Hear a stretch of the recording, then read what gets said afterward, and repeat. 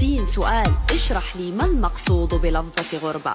ما السبب لتترك أرضك؟ لم تهجرها وترحل غربا؟ ما عذرك لتفارق أحبابك عمدا وذوي القربى؟ ما دافع أسفارك في الأرض وضربك فيها ضربة؟ حسن، من أين سأبدأ تعريفها لمعاني الغربة؟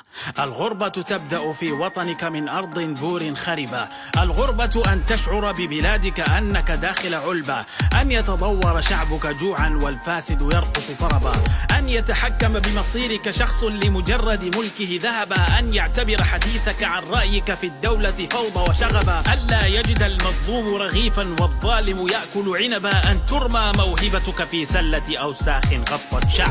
الغربة ألا تجد التقدير من الداخل أبدا، أن يسرق منك كلامك، ألا يسمع صوتك أحدا، أن تختنق بحريتك وأن يكتم نفسك أمدا، أن تسعى كي تلجأ للغرب وتطلب منه المدد، أن تملك مفتاح العلم ومع ذلك بابك موصد، لا تلقى جزاء لجهودك، لا تجد حصادا يحصد، أن تهدي وطنك إقبالا وتظل تواجه بالصد، أن تفقد أملك في وطنك وتفتش وطنا يقصد.